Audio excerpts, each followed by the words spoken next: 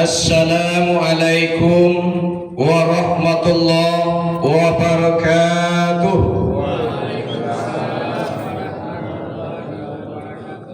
Alhamdulillahillazi ahyana ba'dama amatana wa ilaihin nusur. Asyhadu an la ilaha illallah wahdahu la syarikalah wa asyhadu anna Muhammadan abduhu wa rasuluh. Sallallahu alaihi wasallam la nabiyya ba'da. Allahumma fassalli ala Muhammad wa ala alihi wa ashabihi ajma'in, amma ba'du.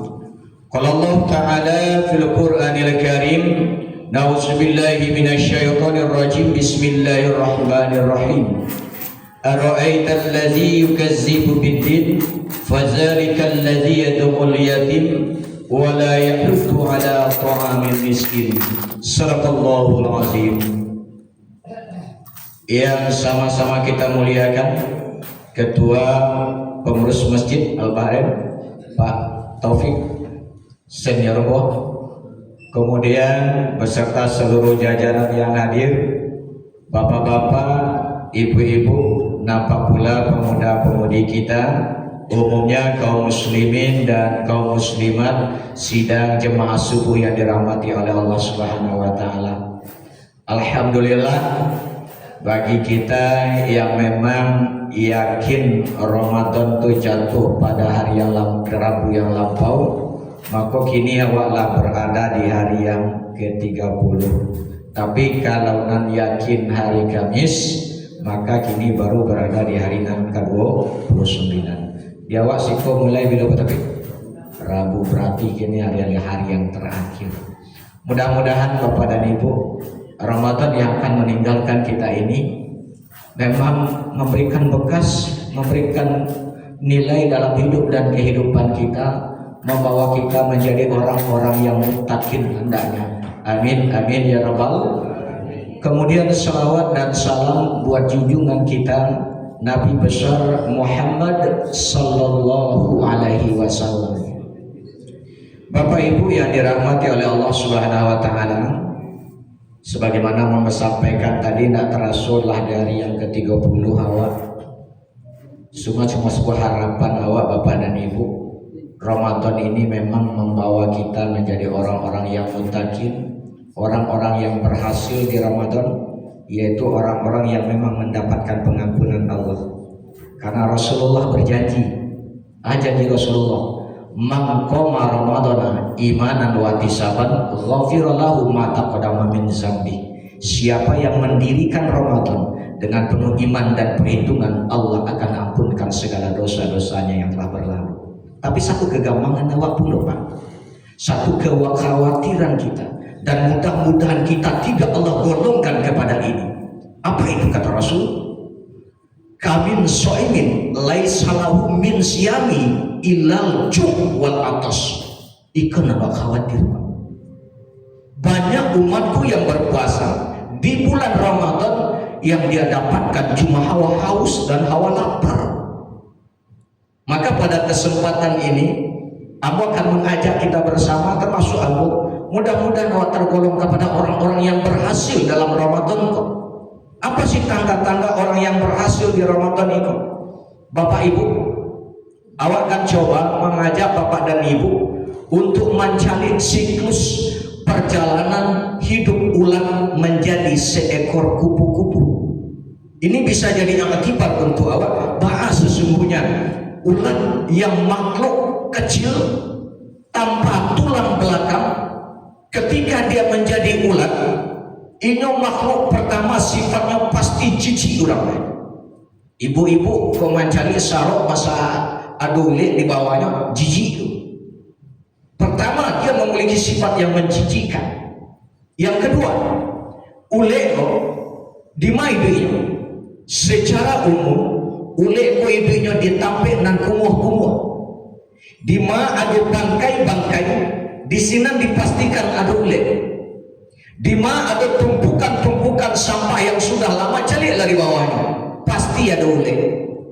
Andai kata pun ulek ke hidupnya ditampik nan rancak, muncul sifatnya yang ketiga. atau merusak nyidik di buah-buahan, buah apel mungkin, buah mangga mungkin, atau di sayur-sayuran. Mau tanya ke ibu di belakang, ibu dan Nacok menggunting sayur. Kalau ibu ambil sayur, lalu ibu gunting sayur, pasokok deh ibu di dalam sayur tu ule tu, sayur nanti gigi ule tu ibu masak atau ibu buang, buang. Karena dia itu dia sifatnya merusak. Tapi bapak dan ibu, ternyata makhluk yang namanya ulat ini juga berpuasa. Jadi kok ada orang Islam indahnya puasa dong, berarti kalah oleh bapak. Ule se puasa, barang mau puasanya ada nan saminggu nyoba puasa. Di mana nyoba puasa? Di kepompongnya. Ketika perintah puasa datang kainyo seakan-akan kok hai ule-ule diwajibkan kepada kamu berpuasa sebagaimana diwajibkan kepada ule-ule sebelum kamu. Hanya naik kok nyocari tampe-tampenan kabisanya magan tuan. Lalu nyobek ke pompong di sini. Bapuaso di sini. Tapi bapak dan ibu, pasca dia berpuasa itu, ini yang coba kita renung-renungkan dengan diri aku. Sifat yang jelek tiga tadi hilang total dalam hidupnya. Keluarnya dari kepompongnya tadi dalam bentuk baju barunya, dia menjadi seekor kupu. Senang ibu menjadi kupu-kupu atau tidak kok? Bapak nak bertanya orang. Kok bapak kok lain loh kok deh kok? Kayak ibu-ibu le senang kok. Kalau papa kok kupu-kupu malam deh kok. Bapak ibu senang gitu. Bahagia menjadi nyonya dah indah banget. Tu sifatnya pertama. Beko kelas satu. Yang kedua, kupu-kupu ini di mana hidup le? Apakah di bangkai-bangkai? Tidak. Apakah di sampah-sampah? Tidak. Di mana hidup? Di bunga-bunga, di taman-taman yang indah. Artinya ada perubahan akhlak totalnya. Dan terakhir, kupu-kupu kok punya sifat membantu yang lain. Nyoinggo di bungo, beko bungo kepindah ke lain, ada penyerbukan. Kembang biak bungo ke balik. Dia membantu yang lain. Bapak Ibu, tiga hal ini akan coba kita ulas. Alahkah seperti itu kita? Yang pertama, kupu-kupu tadi menjadi makhluk yang sanang awak. Orang yang berhasil Ramadan depan, orang kasanang dia. Indah jadi biang kerok. Kan kadang-kadang kan awak di masyarakat kan ada dan biang keroknya. Sehingga kadang-kadang kalau lama meninggalnya bagi kecewa. Mati aja bang. Mati aja bang. Karena dia biang kerok. Ataupun bapak ibu, mudah-mudahan ibu-ibu si indah di luar Ramadan paling rajin mencari salah orang. Oh, si anu tuh model itu. Oh, si anu itu nanya keracunan. Oh, si anu tuh nyapabuyan. Ma adu-adu orang, ma asuang-asuang orang, ma fitnah-fitnah orang.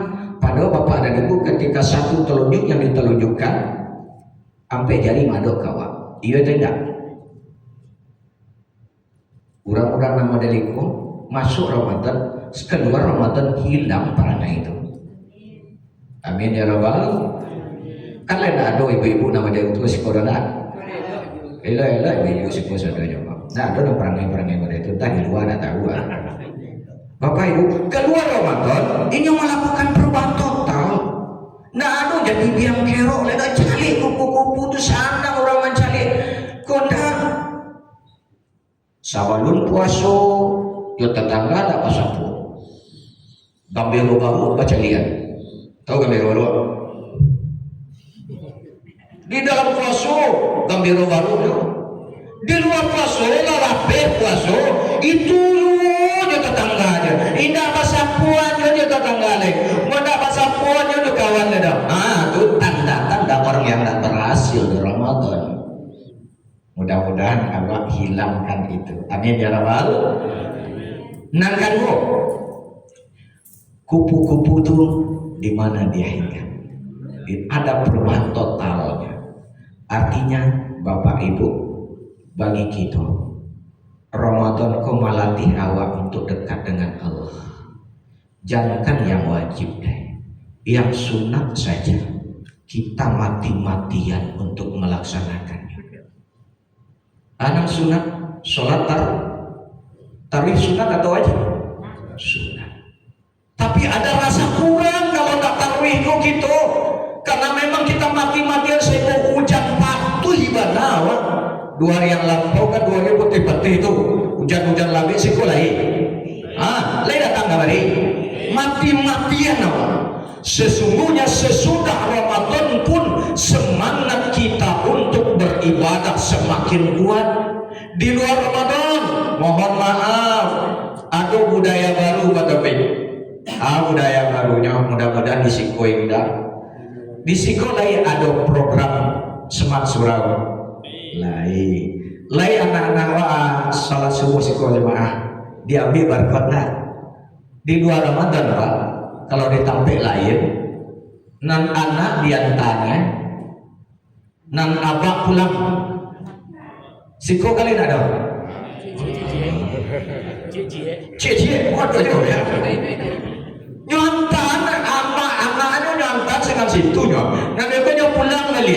Masuk Ramadan, lahir rajin sholat. Keluar Ramadan harus semakin rajin mendekatkan diri kepada Allah Subhanahu Wa Taala. Kalau enggak, berarti tanda-tanda dia tidak berhasil dalam beribadah. Karena memang tugas awak. Wa ma khalaqtul jinna wal insa illa liya'budun. Tidak aku ciptakan jin dan manusia kata Allah melainkan hanya semata-mata untuk menyembah kepada aku. Tidak ada lain tugas awak. Datang penuhi panggilan Allah. Kau indah Allah nyontan anaknya dia dan ini balik. Nauzubillah summa nauzubillah min zalim. Itu yang kedua. Anak ketiga pun agak panjang segitu Pak. Mudah-mudahan awak tersentuh. Aduh, tadi kupu-kupu tuh inyo sifatnya membantu, menolong orang yang berpuasa. Hatinya menjadi lembut. Orang yang berpuasa timbul kesolehan sosialnya, timbul kepedulian sosialnya kepada saudara-saudaranya, terutama Bapak dan Ibu.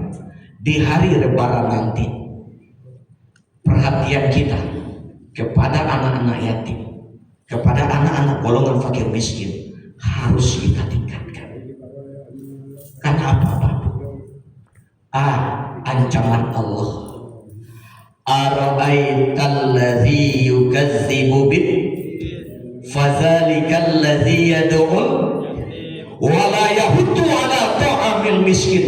Ternyata Bapak dan Ibu, ada 2 bentuk orang yang mendustakan agama Allah itu.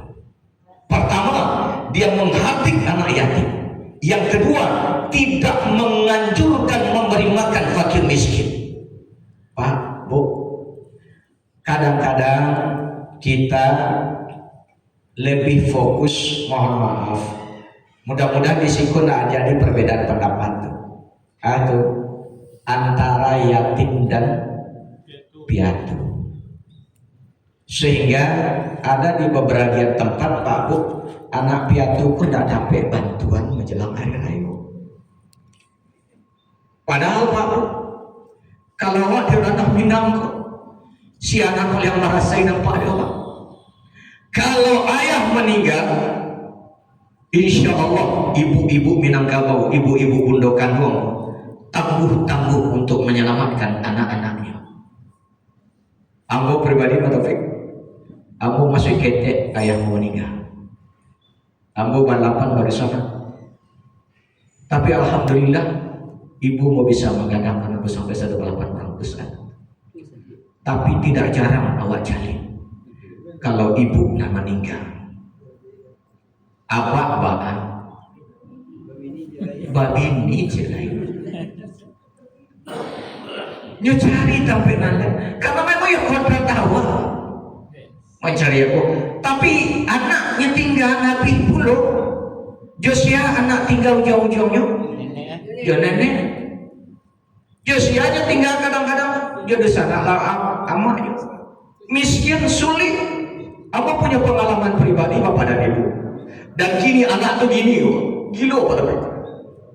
Ibu dia, ini waktu itu orang memberikan bantuan untuk anak yatim adalah dalam bentuk paket sekolah.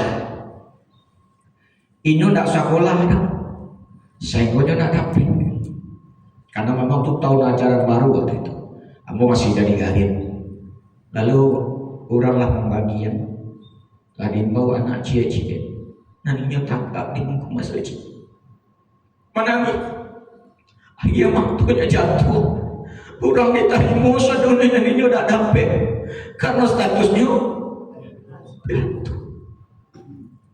Orang di bagian ini tidak. Kamu panggil ya Pak. Mau bawa anak tadi menghadap Pak. Ini tanggung jawab siapa? Allah menegaskan orang yang mendustakan agama Allah bukan hanya orang yang menghardikan anak yatim, tidak. Orang yang juga tidak menganjurkan memberi makan fakir miskin.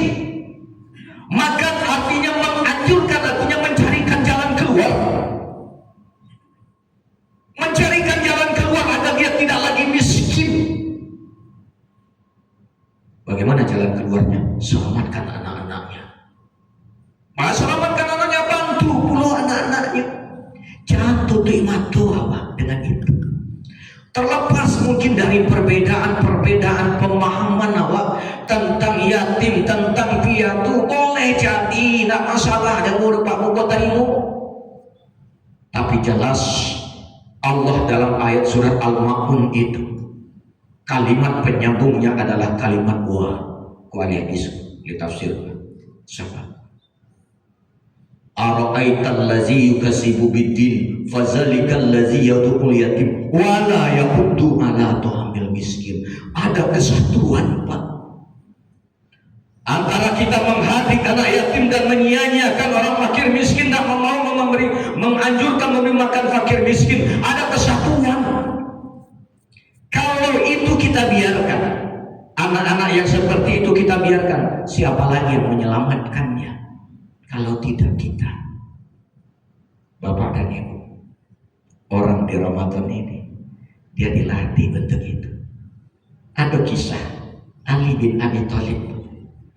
Ali bin Abi Thalib ini ketika inyo kababuko datang tetangganya, boleh minta tolong nak Pak lah 3 hari kami tak berbuku je makan. Beliau minta bantu nak dia panggil Aisyah sih, Fatimah istrinya. Fatimah, mari atu.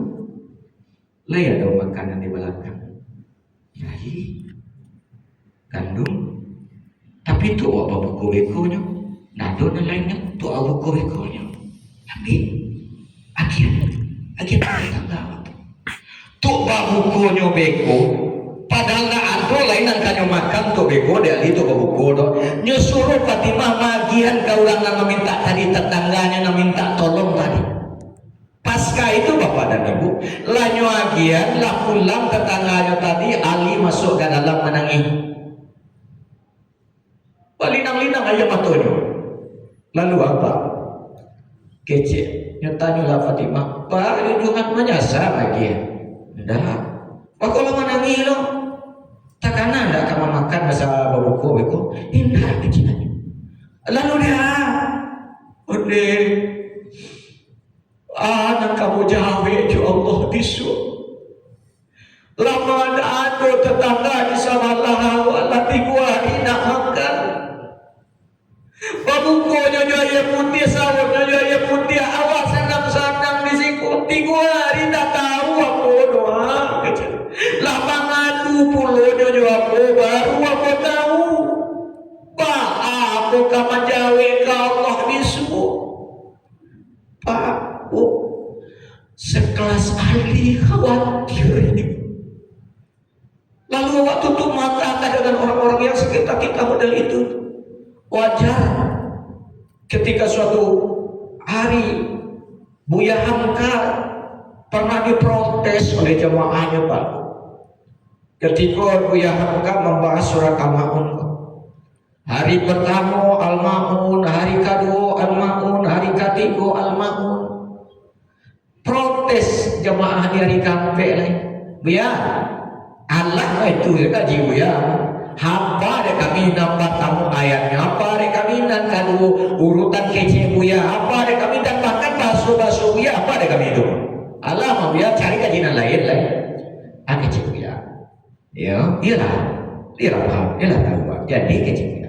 Tolong besok pagi ya maghrib datang kamari ini, bawa obor, ndak bawa Quran lagi nih, bawa obor besok salat maghrib. Nah jadi pas bawa maghribnya.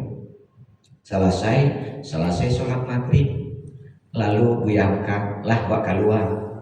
Ternyata di dake masjid itu ada batang baringin. Banyak bergelimpangan orang-orang tunawisma, orang miskin. Lalu itu yang awal tujuh, cocali.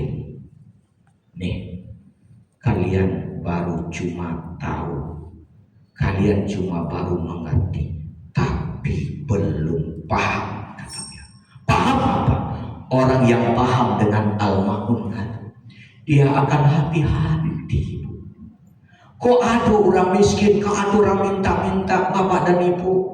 Mohon maaf, kadang-kadang awak kan mencari dalil untuk membenarkan anak karajuan. Ada dalilnya Pak Bu, mudah-mudahan di situ ada nama dalil mana itu. Aduh, Ustaz, bawa ke mana Ustaz?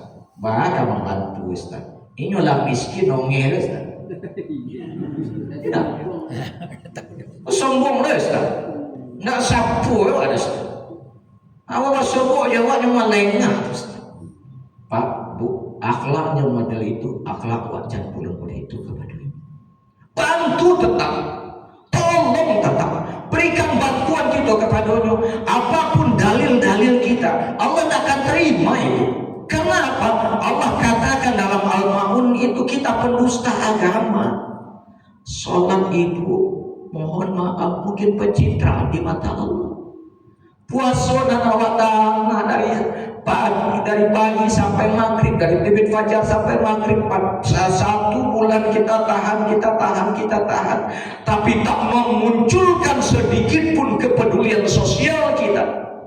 Ada anak yatim, nak waktu dalil tadi itu. Ada orang miskin, awak tutup mata. Bapak dan Ibu, inilah yang dikhawatirkan Rasul. Kita hanya cuma dapat hawa haus dan hawa lapar. Bapak Ibu yang dirahmati oleh Allah Subhanahu wa taala. Itu mungkin yang perlu kita renungkan bersama. Mudah-mudahan ada peningkatan amal kita. Kita hilangkan segala keburukan-keburukan kita. Kita tingkatkan semua amal ibadah kita. Dan kita tingkatkan kepedulian sosial kita kepada sesama kita. Sehingga apa? Sehingga kita memang betul-betul orang yang kembali kepada fitrah kita, orang yang kembali kepada kesucian kita. Ramadan datang untuk merubah akhlak, tingkah laku dan pola kehidupan kita. Andai kata Ramadan sekarang tak mampu merubah kita, Ramadan sekarang tak mampu memperbaiki akhlak kita, Ramadan mana yang akan kita tunggu? Akankah kita tunggu Ramadan 1448 Hijriah mendatang? Adakah jaminan Allah untuk kita sampai di sana? Tidak, Pak. Sekarang Ramadan itu datang dengan kita, maka manfaatkan itu. Perubahan total hendaknya memang ada dalam hidup dan kehidupan kita. Banyak maaf, wabillahi taufiq wal hidayah. Wassalamualaikum warahmatullahi wabarakatuh.